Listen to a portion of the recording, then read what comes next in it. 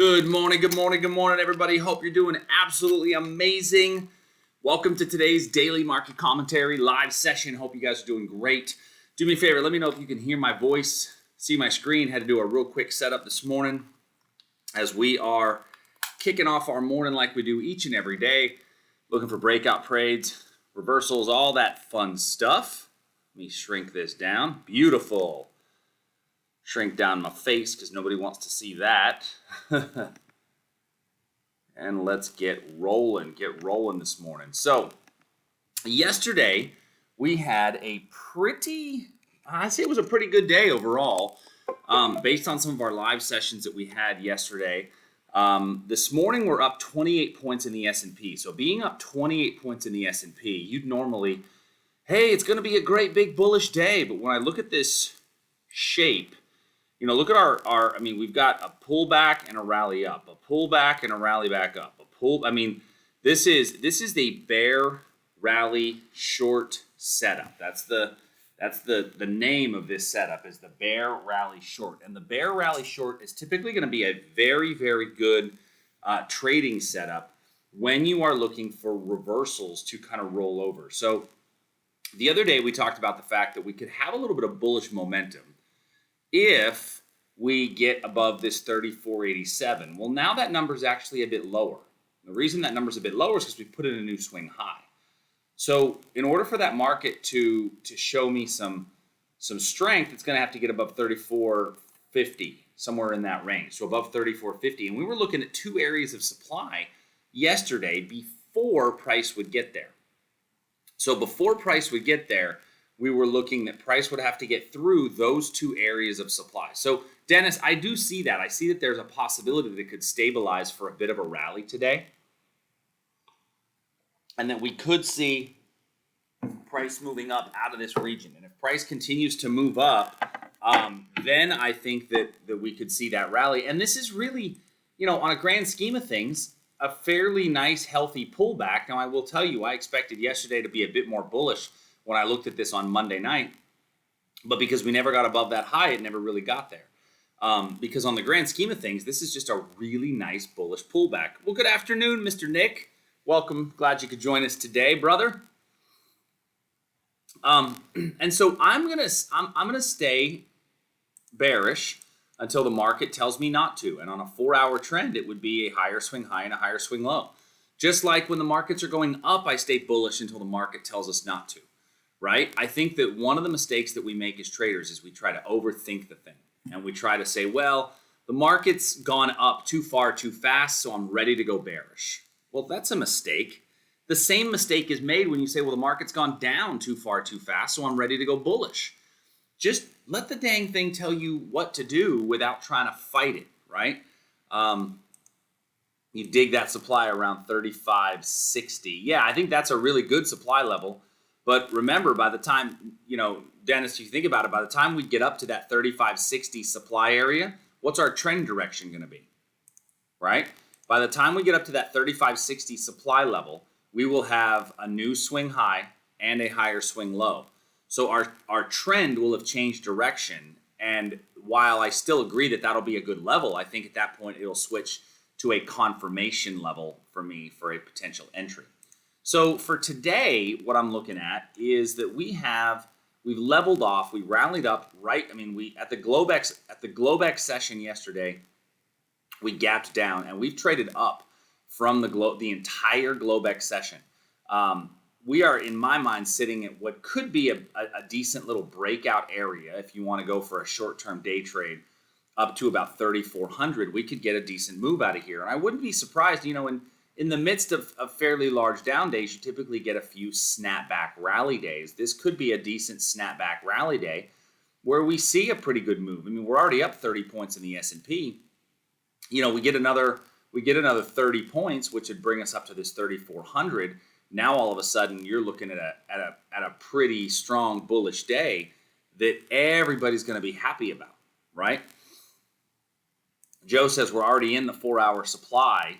There is a nice 4-hour supply level right here by all those wicks that are kind of overlapping one another. And normally I would take this as a wick over wick area if it wasn't for this long wick right here. This long wick right here kind of kills that wick over wick area for me, because if you think about it, this was a good wick over wick because this was a big red candle down here. And then we rallied all the way back up and got back up into this wick over wick and then sold away. So while I agree, Joe, that we're in a 4-hour supply area, I don't think that we're in a super high quality 4-hour supply area, if that makes sense to everybody. One of the things that's important to look for is when a level is formed, always find those wicks that are coming out of those levels. And sometimes a wick is the biggest clue as to where price has gone. You know, the analogy that I use for a wick is that a wick is like it's like footprints on a way to one mailbox in the snow. You may not have seen your neighbor check the mail, but you know that if there's snow on the ground and you see footprints to the mailbox and back, you know that the neighbor was there. So you know that the mail's been delivered, right? And so I look at it like that. Those wicks tell me a tremendous amount and keep me out of a fair amount of trades that could otherwise go against me. So Lakshmi, bearish by September monthly. All bears will go into hibernation. It's a possibility, but I'm not gonna guess one way or the other, Lakshmi. I'm gonna do what the market tells me to do, and right now it's telling me that I should be short at the moment because my big picture trend is still down. So I'm okay with just being very patient today and waiting on price to come into one of our quality levels. Listen, Dennis, I'm a Pittsburgher. I know a lot about snow. Maxim says, do you think the gap down was a nice move at the end of an extended down move and is now a possible reversal upwards? Well, if we go back to, and Maxim, I was just about to get there, if we go to the NASDAQ gap down, gapped right into our demand level. Anybody who was on our live session yesterday, we had a 15-minute demand level here, if anybody remembers. We had a 15-minute demand level here, and we took this one off. We canceled this trade. We said, I don't like this. This one doesn't make sense to me. So we removed that one, but we left this one here. And the reason we left this one is just look at our probability on this trade, right? And one of the things that we do, for those of you guys that are at Traders Army, we have we have our scoring sheet to tell us what's the probability that a level is going to have any efficacy. And in our probability scoring sheet, which is our trade optimization plan, we look for the angle that price left the level, right? If price, here's a 45-degree angle, here's a 90-degree angle, and here's a 68-degree angle, kind of cutting it right down the middle, right? And when we score that, whereas if it goes in this angle here, if price leaves the level like that, it scores a 0. If price leaves the level somewhere in between 45 and 68, it scores a 1. And if it leaves the level here, it scores a 2, right? So this scored the highest possible score on our probability scoring sheet, right? As far as the level itself. So that's number one. Number two is look at the time of day that level was created. That level was created right at a U.S. market open, right? Oops. So having a level created right here right there at a U.S. market open time of the day is a very strong move away. Number three is my reward to risk. So price coming back down into my level. Well, we had well more than a 2-to-1 reward to risk to the opposing supply zone. So that gives me basically a perfect score. Now, the only thing that was not perfect was that my big picture trend was against me. My big picture trend was going down, but everything else was fine, which means that you can take a confirmation entry coming out of this level, and we got deep enough into the trade to trigger a confirmation entry, and then price moved away. So when we look at our rules-based trading, this level it ticked all the boxes, right? Ticked all the boxes. Now, that was yesterday's long in the NASDAQ. We got to remove it because we can't use it again. How about yesterday's short? So we looked yesterday at this wick over wick area, and this wick over wick area was formed right during just after the European market open. Very nice move down, but it had already been retested once. And so when we were looking at this yesterday, it was right about here, And we said that this level is still valid, but needs to be a confirmation short. Price came into that level, and then it came out, giving us an entry, and it traded short all day. So yesterday we got, if you look at it, we got both the high and the low of the day in the Nasdaq. Now, is that going to happen all the time? Heck no. But what it did do now is set us up for the next potential trade. When I'm looking at this, I see that we have a better chance of probably continuing our move down and rolling over from this region. So when I go to my 4-hour chart, we're putting in right now a pretty good reversal candle, right? A pretty nice doji in here. And anytime you put in a doji like that, you're going to see that makes sense for a potential reversal. And so how could I trade this 4-hour chart even without having a great level there? What's a way that I can trade this even without having a phenomenal level that I'm sitting across from? So because when we look at our trades, we've got a couple of different styles of entry that we can use, right? We can use a limit entry.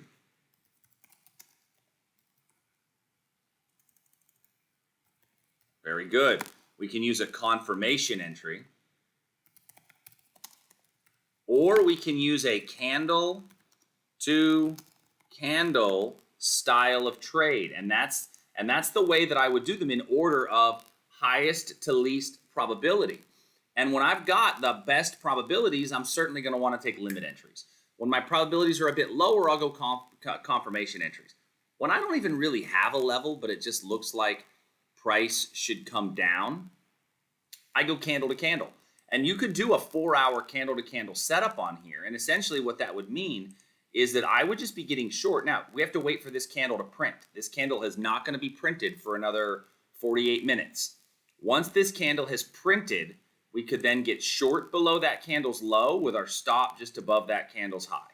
That's it. I mean, I'd love to give you a super technical way, but that's it. You get short below the candle's low. You get long above the candle. You stopped out above the candle's high. That's it. And now, as price starts to move your way, you can take your stop, and you can technically move your stop to above the new high of each candlestick. And oftentimes it is that in a strong trending market, once you get a reversal candle, that becomes a very, very good way to ride the next wave down. And it'll allow you to catch some of those big running trades. Well, Joe, you say risk is quite high. That depends on your risk tolerance and what you're willing to lose. This is a 4-hour chart. So in this case, you've got 110, 110 points of risk. So yeah, it's, depends on your risk tolerance. If that's too high, then don't do the standard lot, do a micro, right? I like that, Dennis. I made the mistake of evaluating a candle while it's forming. It's like taking a cake out of the oven before it's cooked. That's a really good analogy. Just for the record, I'm stealing that one, brother. But I'll give you credit. And so, if this trade has no bearing until this candle has been printed, and it's got to be printed before we can do that because the cake's still got to finish baking. So I think that's a good way to play this if you want to trade a little bit of the rollover. Now, if you say, hey, listen, Chuck, that risk is too high. I'm not willing to go that high on the risk scale. Then certainly you could see if price comes up a bit higher, we may get another reversal opportunity right up in here. Another kind of bite at the apple right there at 511 by 1158. 582, excuse me, 11,511 by 11,582 would be the next area where I think there's a decent reversal. Now, as far as demand goes, we bounced off of one really clean hourly area of demand. If I go to a daily chart, we do have some daily demand, like I talked about yesterday, down here around that 10.5 area. And so, we could certainly still make it down into that region. All right, next, the Russell. So in our Russell position, Russell yesterday did not give us any sort of an entry. We didn't have anything preset. We've got a really nice supply level that I like up here at 1539 by 1545. And I think that 1539 by 1545 can still be a valid level if price makes it up to that region. Now, looking here at this area there, you've got this place where price was rejected 3 times on a 15-minute chart. And so we could, if we base in front of this 1530, you could have a nice little day trade from here up to about here for 5 to 7 points for a small time frame, a little bit of a small time frame trade if you want to get long on a little bit of basing. I will say that if I look at my 3 indices that we've looked at so far, the NASDAQ is up the most today at 1.6%, but it's also fallen the most over the last couple of days, and so would in turn have the highest probability of a bounce, right? But the Russell has not fallen as much the last couple of days and could continue to give you a bit of a rally. So on a bit of a pullback, if the Russell is going to continue its move higher to kind of get up there, if you're looking at 15-minute charts, you do have a pretty clean little area right here. Now, we came close to it once, which means that it needs to be a confirmation style entry when we go into it the second time. All right. So those are the levels. I don't want to dive the log. I can just pop into the Dow real quick. So in the Dow, we actually broke through our confirmation level before giving us an entry yesterday, and then our second confirmation entry before giving us an entry. So both of those levels broke through before giving us any entry on the confirmation mark. The next level that's really clean is this one up here for a potential supply, 28.032 by 28.140. To me, that's a really nice, really clean supply area. I wouldn't be overly shocked to see us get a bit of basing right here, somewhere in this region, and have a short day trade up to this region for price to get to that level. All right. So those are all of our equity markets.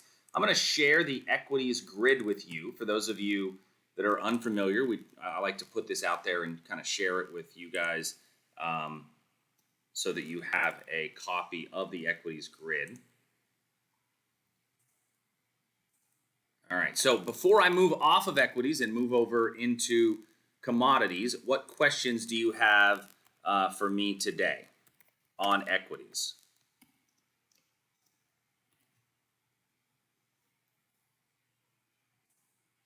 All right, if you guys have nothing, I'm going to move over to commodities.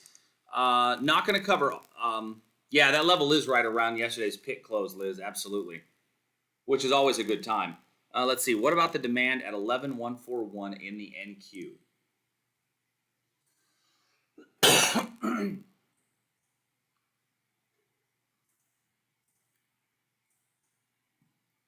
So is that on a 15-minute?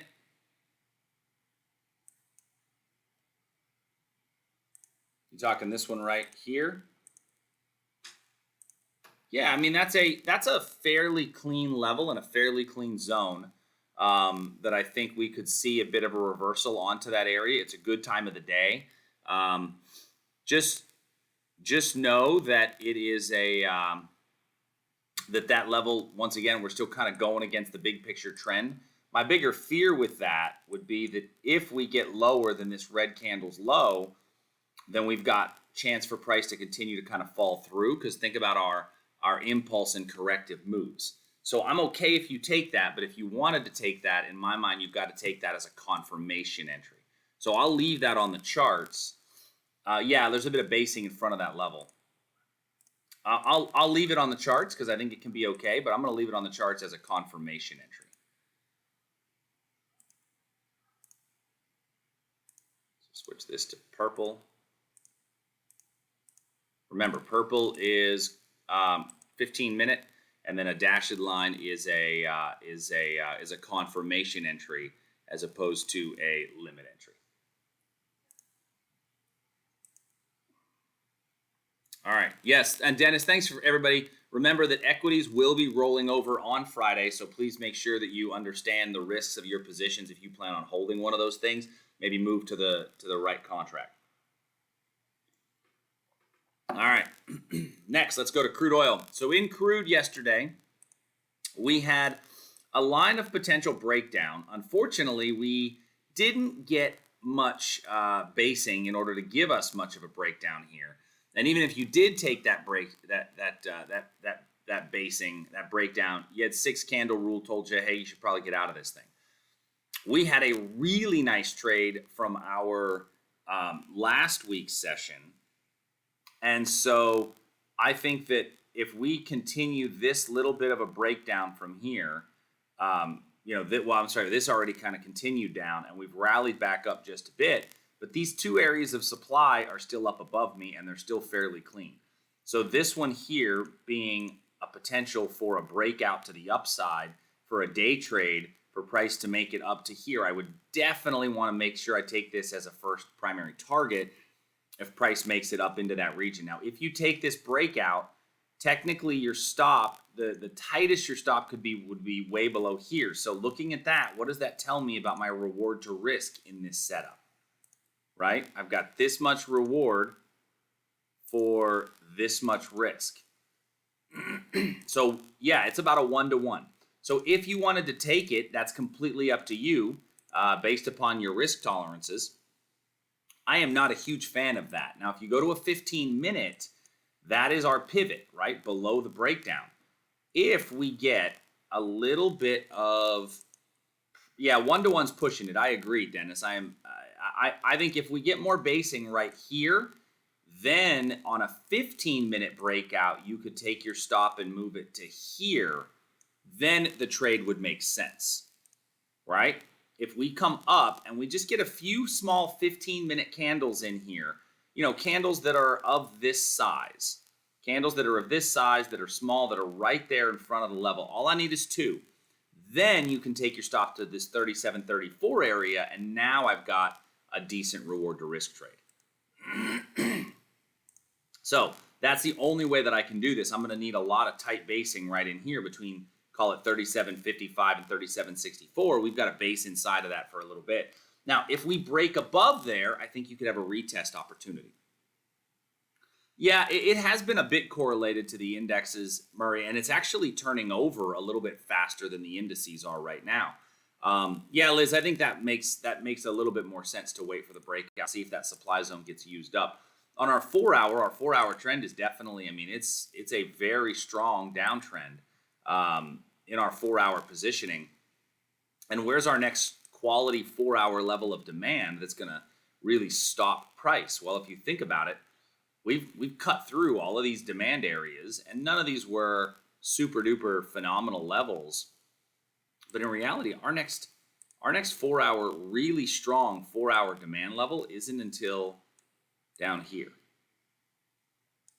at 33, right? So I think that we could make it all the way down to that region eventually, if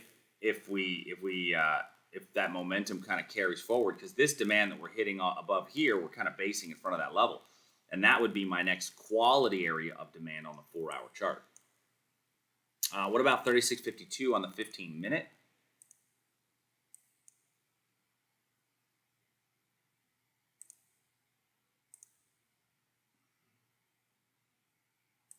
So this pivot area right here, Nathaniel, I think that's okay, but once again, I think you're trading against that big picture trend.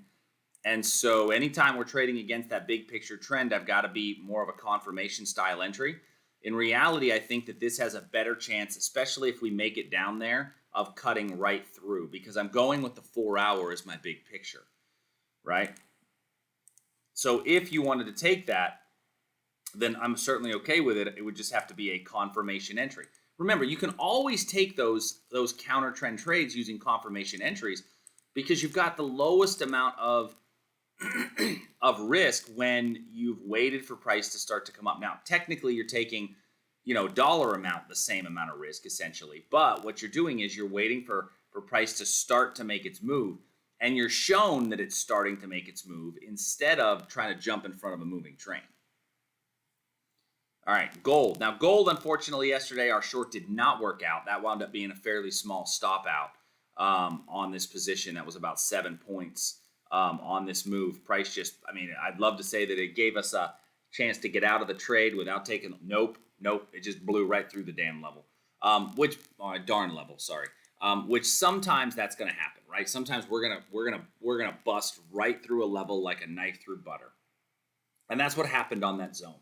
And that's fairly common when you've got a 4-hour that's this sideways. that there's just a lot of price action moving sideways. I'm not adding anything to my gold charts today. I don't think there's a reason to add much to the gold charts.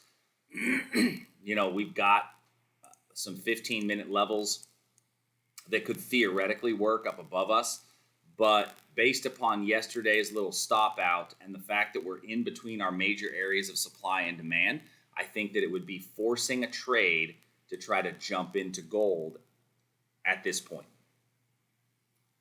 Okay? Taking a look at some of our other commodities. Let me go through these very quickly because I want to try to get off today at about the half-hour mark, so I'm not going to have much time for currencies. We didn't get a basing for our breakout in nat gas, so that level still valid. It's just now got to be a retest area.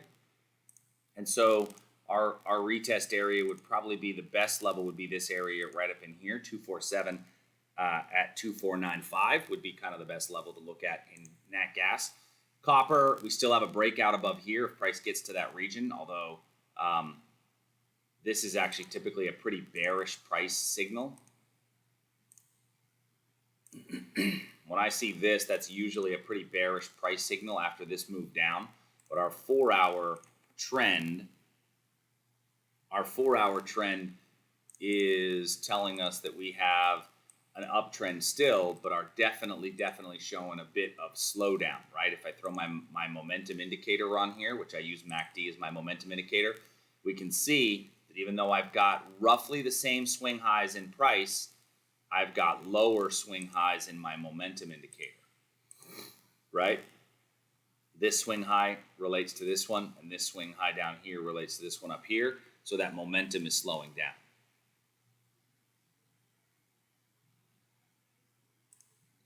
Yeah, Dennis, definitely currencies rolling as well. It's that time of year when it's that time of year when currencies are going to roll. We're going to have our twitching. Remove these studies. Oops. And then let's take a look real quick at soy. Soy is actually, in my mind, setting up for a decent breakout above 977. So, you know, I like this shape here, oftentimes for a breakout. Big picture trend is still up. If we get our 4-hour chart, we got plenty of room there. I go all the way back. Oops, on the weekly. If I go back all the way on a weekly, I think that there's room for soy to make it up to 1,000. And that's going to be whole round number resistance. But I think that a breakout above here could be a good setup. Your stop would go below the last pivot. And then corn, yesterday, we did wind up actually getting a move off of this little corn level. 1, 2, 3, 4, 5. It took 6 candles, but price finally gave us a little move away right to our opposing supply zone. And now it's just kind of chopping sideways, so nothing really to add in corn. But soy was really, I think, the better for the breakout trade. All right, let me share this commodity grid. Put this in here. Joe, let me check that here in just one moment.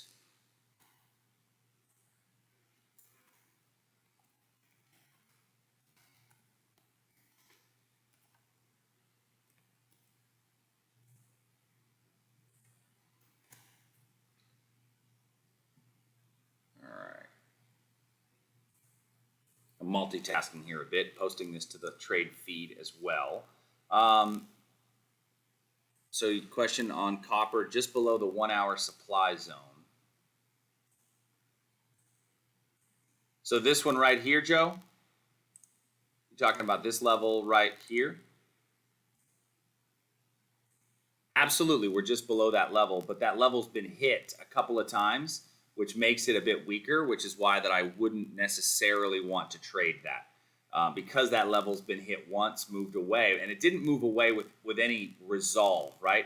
Hit it again. Now that tells me there's a lot of selling pressure up here, but usually when I see that much rejection at that same exact price level, we get basing there, and price oftentimes breaks out a bit higher.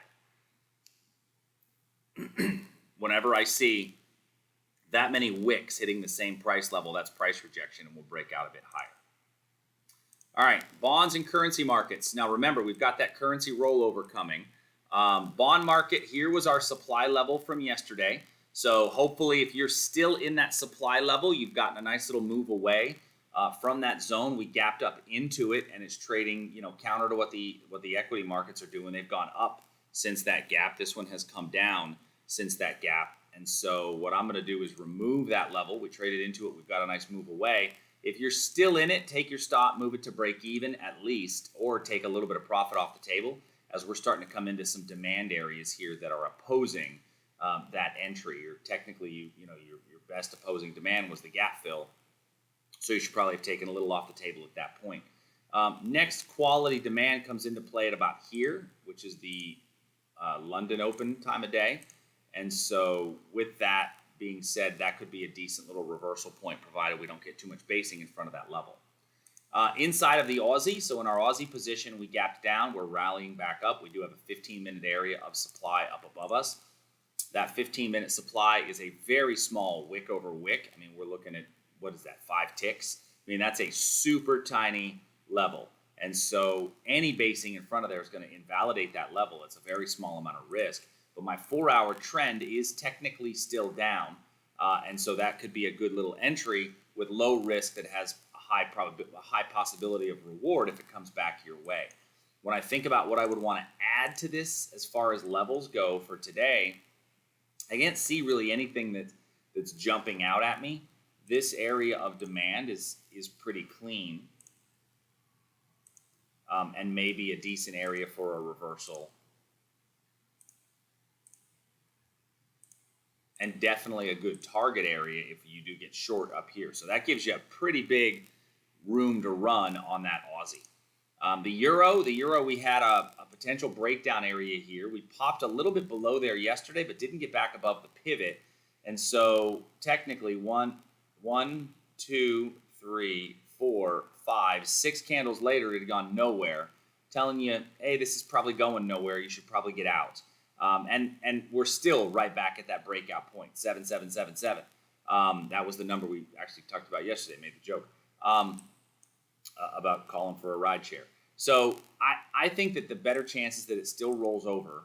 Probability-wise, it's still going to roll over. Our daily chart tells us that we're seeing this shape, and this is a very strong topping pattern.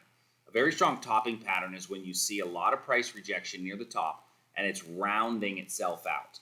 I think that as a swing trader, those of you that swing trade currencies, I think you've got a good potential for price to make it back down to this 1.14 area as a swing trader.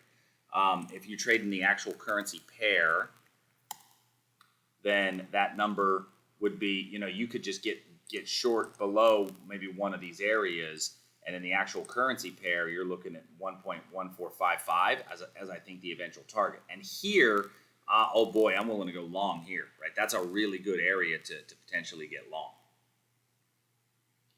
But as far as an intraday trade, I don't see a lot of phenomenal setups from an intraday standpoint when it comes to the Euro today. It just doesn't give me a lot of great setups. Looking at the Canadian dollar. So the Canadian dollar also, now, is this, let me ask you guys this, in the chat box, type this in. Is this a false breakout? Is this a false breakout? Give me your answer inside of the chat box. I'd like to know, is that a false breakout? Because this is something that I hear a lot, is people talking a lot about false breakouts. So those of you that listen, so Mr. Malibu says, yes, this is a false breakout.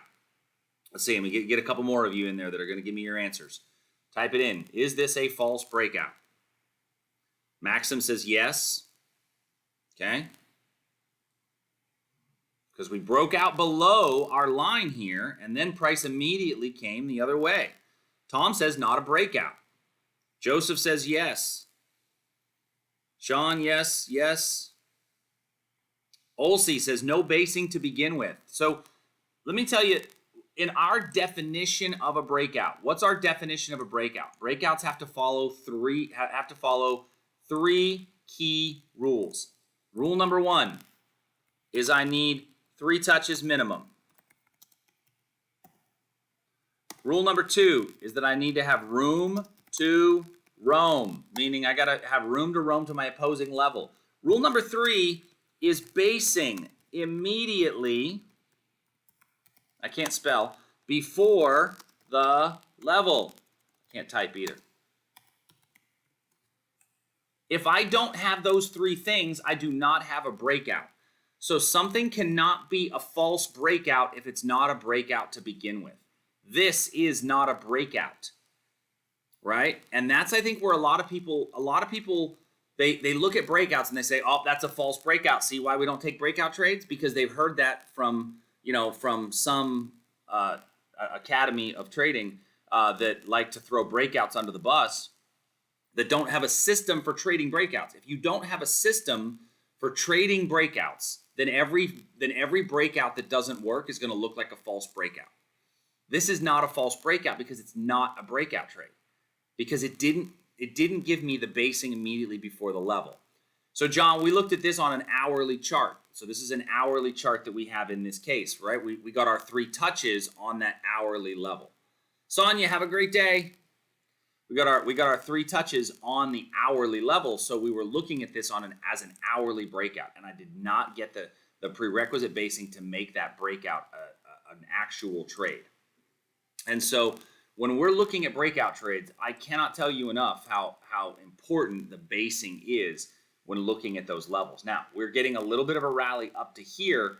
Now I can go to a 15-minute to say, okay, where's there a decent reversal possibility if we continue to make this move up? And this one I actually kind of like right here. Now, I'm not in love with the basing we're getting here in front of this level. The thing to remember about basing is that basing before a breakout level is key. You have to have it. Basing before a reversal level is the kiss of death. Dennis, I only need 2 to 3 candles to form basing. I just need 2 to 3 small candles. Going back to what we talked about in the crude oil trade, that I would need. Now the crude oil trade we talked about on a 15-minute scale, right? Because we wanted to take our stop and move it up to here. If I get 2 or 3 candles up in here, that would be basing immediately before the level. That's all I need. So Richard, do I use the daily for the breakout only? No, I use the 60 and the 15 quite frequently, but it depends on where my touches occur. All right. Great British Pound yesterday. So looking at our Great British Pound trade, we gapped down into our area of demand. Now, if you took that area of demand trade, what's our rule on a trade on the area of demand, right? If price came into this area of demand, where are we out of this trade? What's our rule on this position? Because if you got in on that gap down, yeah, no problem. And Richard, we will use breakout trades on equities when we're swing trading, because that makes a good opportunity as well. So Nick says 6 candles. Very good, Nick. When you get into the trade, 1, 2, 3, 4, 5, 6 candles later, where was this thing? This thing was sitting right at its breakout point, right? It hadn't gone anywhere. And so our rule basically says this: if you think it's going to start making its move, it needs to make its move in that first 6 minutes or 6 candles. If it hasn't made the move in the first 6 candles, it's probably not going to make the move, right? So then the market came down to the next area of demand, and it did that in the overnight, and we're getting a little bit of a move away from that one. This one, remember, if you took this, you have to take it on a confirmation entry. If this continues to rally, which I think that there's a chance that it will, because none of this is quality supply, you've got quality supply right here. Now, we cannot take this one again because we traded more than halfway into the level, which would have triggered the confirmation entry. To me, this limit is a short. John, I took the breakout below 1.295. Oh, so this one right here? Beautiful. You still in it, John? Wow. Oh, no, not this one. Whoa, that's much higher. 1.295. Oh, right here. Okay. I was looking up higher. Okay, so John, if you took that breakout, your stop, my guess is you took that breakout on a 15-minute based on 3 touches at 1.295. Right here, you talking? Off that level? Okay, good. So your stop would be above this last pivot, which would be right here. 3 touches, break down below here. Stop would be above that pivot. So if you're still in it, I would definitely at least have your stop at break even. Don't take any loss on that one if you are. So There's a new 15-minute on the reversal. Nice, John. Good. Well, and we could get a little reversal and price continue to come down on that one for you. All right, last one, Japanese yen, and then I gotta pop a little bit earlier than I did yesterday out today. We've got Japanese yen. Here's another example of our 6-candle rule. We got a lot of selling pressure as we came into this, right? Look at these upper wicks. 1, 2, 3, 4, 5, 6 candles later, the market said, hey, listen, we're not really doing a whole lot here. Literally, it was the exact same price, and after 6 candles is when you got in. So at that point, you take your stop, you move it to break even. Now, if you held on to the trade to the end of the day and you have a rule to get out before the end of the day, you maybe close it out with a little bit of a profit. If you move your stop to break even, you're out on the gap up as price comes here. Hasn't done a whole lot. Level's dead. We've traded through it. But I still think that there are probably some decent shorts. You just have to go to the smaller time period and look here on the 15. Ooh, this one's better.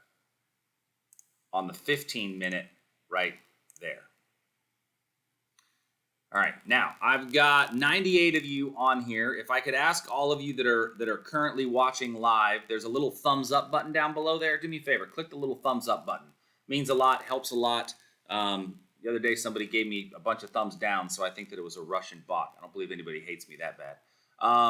So throw that in there for me. I'd really appreciate it. If you're not a subscriber, please click the subscribe button so that you get the so that you know that when we go live, we're going to try to do those as often as we can. I like doing the live daily market commentaries. When I've got the time in the morning, I may do a few more of these on the live sessions. So, Dennis, that's why I love you, brother. Always have. All right, let me share this grid with you all so that you have it. Put that in there so you've got the bonds and currencies.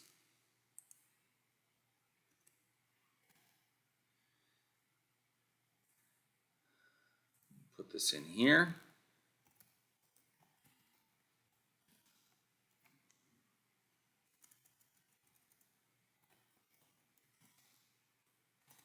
All right, so we are all set for the day here.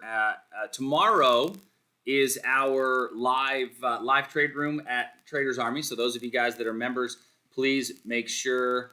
Don't spice it up with the thumbs down. Those of you that are going to be there with us tomorrow, I look forward to having you in the live trade room. If you're not a Traders Army member, do me a favor, go take a look at what does it look like to become a member. We're adding a lot of new things to the site. Tonight's our first ever Wealth Essentials class. So join us tonight for our 7 p.m. Central Wealth Essentials, and we're looking forward to having that. So you guys are awesome. I appreciate you much. I hope you guys have a great day. See ya.